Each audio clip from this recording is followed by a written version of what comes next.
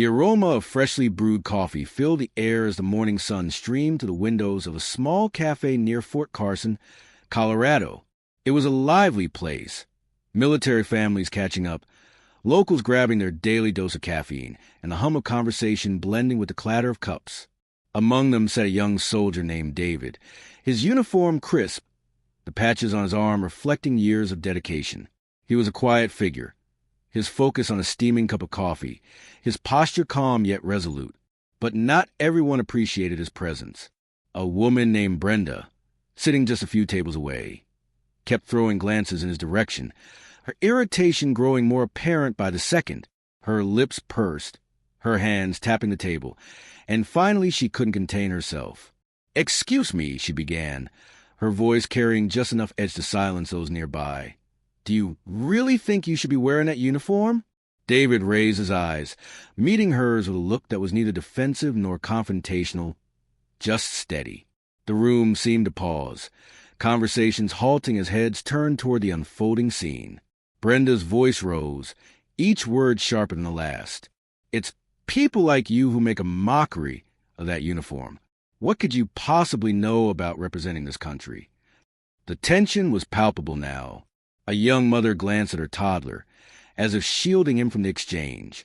An older man in the corner adjusted his newspaper, but didn't look up, and yet David remained composed, his hands steady as they rested on the table. He took a moment, his gaze shifting to the other patrons, his calm demeanor radiating something unspoken. He didn't react, not yet, but everyone could see it. The hurt in his eyes, the quiet pain of being judged not for his actions, but for something he couldn't change. But Brenda wasn't finished, and the cafe waited for what might come next. She leaned forward, her words sharper now. "I just don't see how someone like you could possibly understand what it means to serve, to defend the values of this country.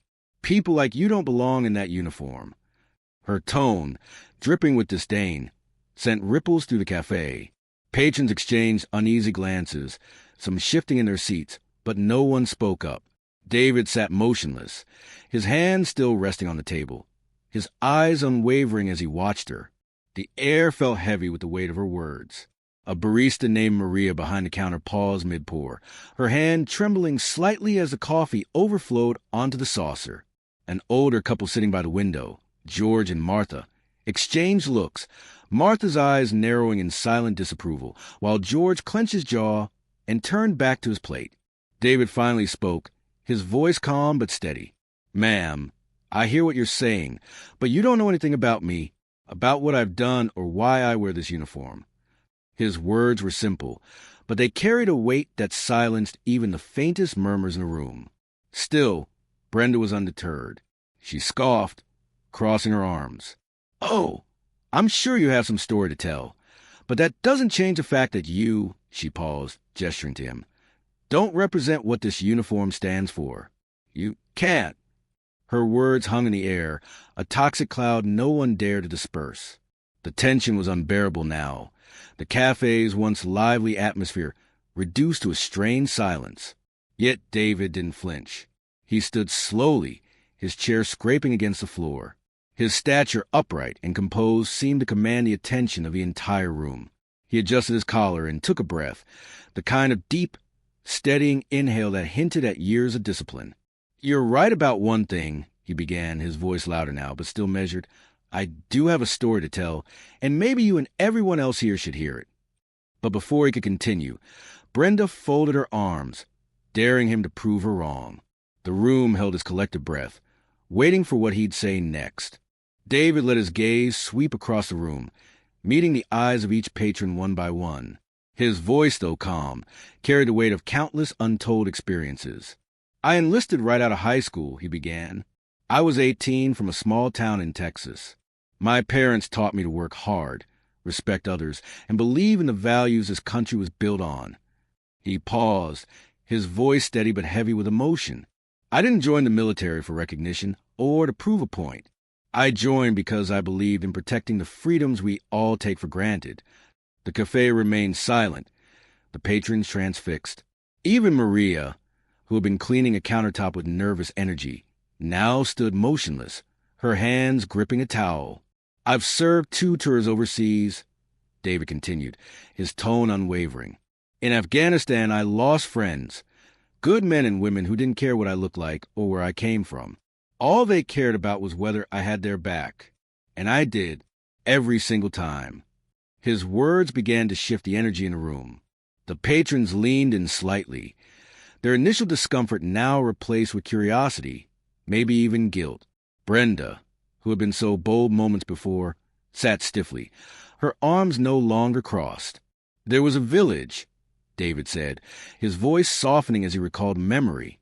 A bomb had gone off, and we were called in to help. I carried a little girl. She couldn't have been more than 6, out of the rubble. Her parents didn't survive, but she did. I made sure of that. A faint murmur rippled to the cafe. Someone quietly clearing their throat, another shifting in their chair. Do you know what she said to me? He asked, locking eyes with Brenda. She didn't thank me for being a soldier. She thanked me for being kind, for saving her life when no one else could. David's voice grew stronger, carrying a resolve that couldn't be ignored. So when you say I don't represent this uniform, you're not just insulting me. You're insulting every person I've stood beside, every family I've comforted, and every child I've fought to protect. This uniform isn't about who wears it. It's about what it stands for, and I've earned the right to wear it just like anyone else who served. Brenda's face was pale now, her bravado visibly crumbling under the weight of his words. But David wasn't done. You don't have to like me, he said firmly, his eyes never leaving hers. You don't even have to respect me, but you will not question my service or my right to be here. And with that, he fell silent, leaving the cafe to grapple with the raw power of his words.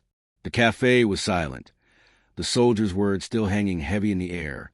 No one dared to speak, their gazes fixed on him, as if trying to absorb the gravity of what he had shared. Even Brenda, who moments ago had been so vocal, now seemed rooted in her chair, her lips parted slightly as if to respond, but no words came. Across the room, George and Martha exchanged glances again, this time with silent understanding. George, who had clenched his jaw earlier, set down his fork and leaned back in his chair, his expression softening. Maria, her towel still in hand, blinked rapidly as if holding back tears. David remained standing, his back straight, his gaze steady but not harsh. He wasn't looking for pity, nor was he seeking validation. His presence alone demanded a respect that words couldn't. A man in his early 60s, seated near the counter, Mr. Peterson, finally broke the silence. Thank you, he said, his voice thick with emotion, for your service, for everything you've done. David nodded slightly in acknowledgement, his calm demeanor unwavering. But Mr. Peterson's words acted as a spark. Others began to speak, their voices tentative at first, but growing stronger. He's right, said a young woman named Sarah in a floral dress near the corner. It's not about what someone looks like, it's about what they've done, who they are. Exactly, added an older woman clutching her purse tightly, Mrs. Davis. I can't even imagine what he's been through. It's shameful anyone would question that. The mood in the cafe began to shift. The once tense atmosphere, now filled with a quiet solidarity. People who had been silent observers moments ago were now leaning forward, their postures open, their faces softened. But Brenda, still seated near David, looked visibly shaken. Her hands trembled slightly as she fidgeted with her napkin, her gaze darting between the table and David. It wasn't clear whether her expression reflected shame, regret, or simple shock. David took a step back toward his chair, but didn't sit. He glanced toward Maria, who offered a small, hesitant smile. Then he turned to Brenda once more, his voice gentle but firm. I didn't share my story to humiliate you, he said. I shared it because I believe we're better than this, because I know we can be. And as Brenda lowered her head, David's words seemed to linger, not just for her, but for everyone in the room. She stared at the napkin in her hands, her fingers twisted into folds. She didn't seem to notice. Her once bold demeanor had vanished, replaced by something quieter, something uncertain. Her gaze flickered up to meet David's, just for a moment, before dropping again. For the first time, she seemed to struggle for words. I didn't mean, she began, but her voice faltered. She took a deep breath, as if steadying herself. I didn't know. I didn't know what you've been through." Her voice was softer now, almost unrecognizable compared to the sharp tone she'd used earlier. The patrons around her watched in silence, their expressions a mix of curiosity and quiet approval. David's face remained calm, his expression unchanging. He didn't need to say anything. His story had already done the talking. I shouldn't have assumed," Brenda continued, her voice barely above a whisper. I don't know what I thought." She paused, her hands now gripping the edge of the table. "I guess I let my own feelings get in the way of seeing you for who you really are." Her words, though hesitant, carried a sincerity that was hard to ignore. She looked around the cafe, as if realizing for the first time that she wasn't just speaking to David. She was addressing everyone. Mr. Peterson, by the counter, gave a small nod of encouragement. A young boy named Leo, sitting with his mother Emily, whispered something to her, and she smiled softly, patting his hand. Brenda turned back to David. "I'm sorry," she said finally, her voice trembling. "I really am." David studied her for a moment, his calm gaze never wavering. Then with a small nod he said, "Apology accepted." It was a simple response, but it carried a profound weight. Brenda exhaled, as if releasing something she'd been holding on to for far too long. The atmosphere in the cafe shifted once again, not just from tension to respect, but to something deeper. A young man near the entrance, Tom, spoke up. "It takes guts to admit when you're wrong," he said, his voice kind. "And it takes even more to stand up for what's right." Brenda offered a faint, grateful smile, but didn't say more. She picked up her coffee, her hand still trembling slightly, and took a sip. And though David said no more, his presence alone seemed to remind everyone in the room of what courage truly looks like. The tension that had filled the cafe earlier was now replaced by a palpable sense of unity. Conversations began to pick up again, but they were different, softer, more thoughtful. People exchanged glances of understanding, as if silently agreeing that they had all witnessed something profound. Martha, the elderly woman seated near the window, stood up and approached David, her step slow but deliberate.